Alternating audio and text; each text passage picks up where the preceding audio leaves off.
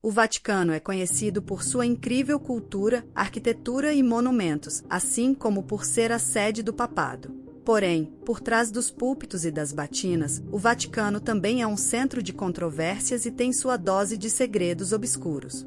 Dizem que no subsolo da sede há um espaço enorme contendo documentos e objetos milenares do mundo inteiro, o chamado Arquivo Apostólico do Vaticano, ou como ficou sendo conhecido popularmente, os Arquivos Secretos do Vaticano. Além dessa coleção de documentos, algumas histórias sinistras envolvendo o Vaticano ainda são alimentadas e levantam diversas questões.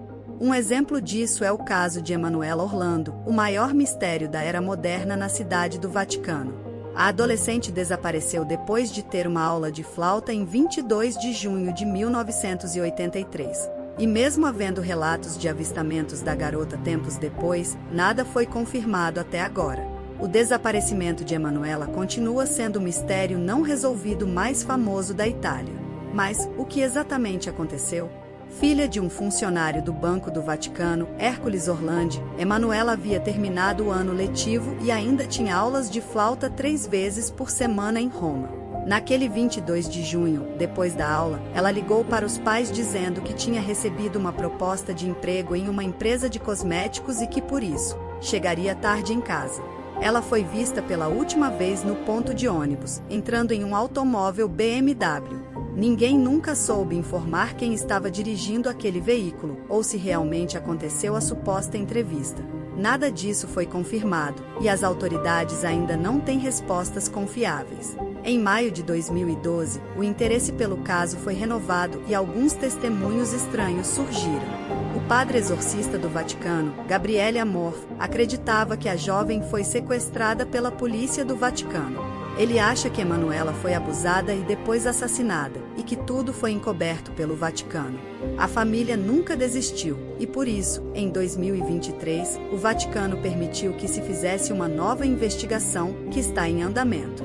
Os papiros são documentos mais antigos que conhecemos, sendo até um pouco mais modernos do que as ancestrais placas de pedra. Entretanto, há um certo alvoroço quando o assunto é o papiro de Tule, supostamente escondido nos arquivos do Vaticano. Primeiro, porque ele é considerado uma das maiores evidências de vida alienígena conhecidas da antiguidade. De acordo com a interpretação popular, o papiro supostamente descreve a observação de objetos voadores não identificados no céu do Egito durante o reinado do faraó Tutmosis III. Por volta de 1440 a.C. O papiro teria sido encontrado em 1953, em meio a tantos outros documentos dos arquivos do Vaticano, por Boris, e teria sido guardado pelo arqueólogo e então diretor do museu indicando Alberto Tulli.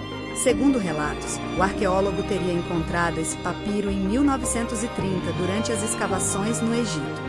Boris tratou de traduzir o papiro e chegou a publicar parte das inscrições em jornais da época. No entanto, nem todo mundo concorda com a existência desse papiro. Nada consta nos autos da arqueologia sobre sua descoberta.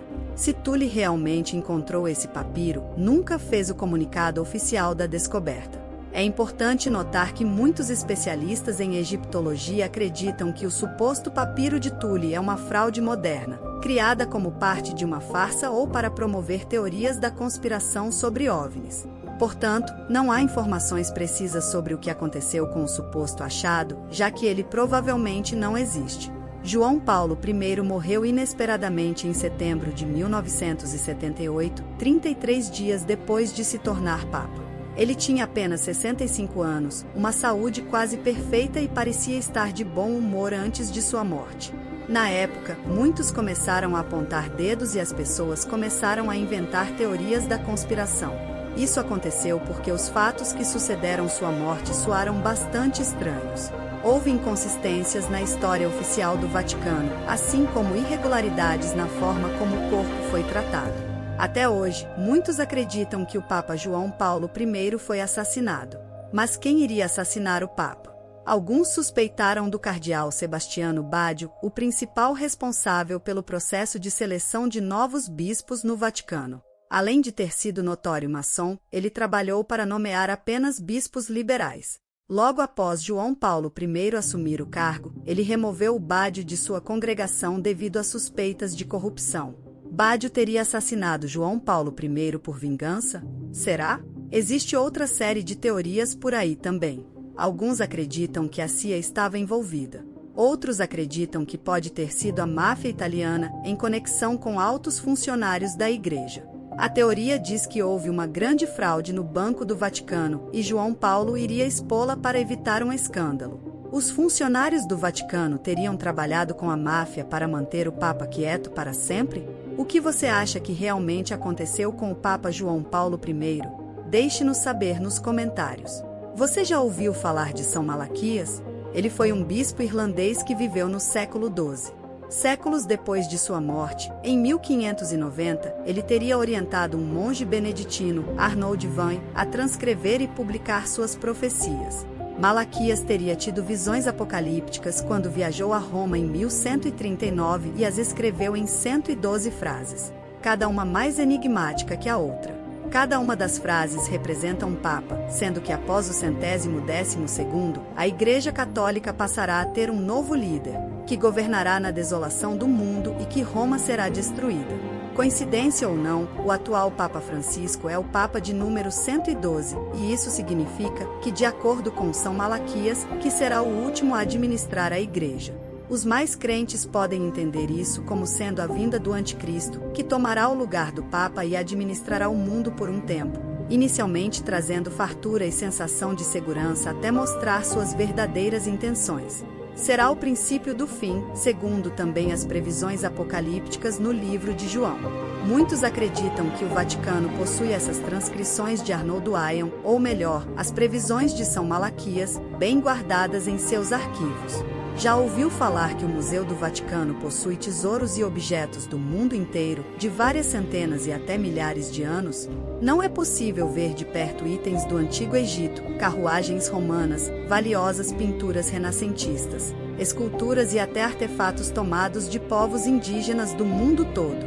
Tudo isso foi coletado em épocas e situações diferentes, como nas cruzadas ou durante as missões de cristianização dos povos indígenas em todos os continentes. A realidade histórica não deixa margens para dúvidas que, além de retirar das tribos dos seus pertences, a Igreja destruiu suas culturas e puniu sem dó os nativos mais arraigados às suas tradições. Os arquivos secretos do Vaticano guardam muito mais do que isso. O que só não dá para entender é o motivo pelo qual a Igreja proíbe o acesso a tanta informação, ou seja, temos uma verdadeira biblioteca de Alexandria e não podemos acessar mais que 10% do conteúdo. Por que tanto mistério?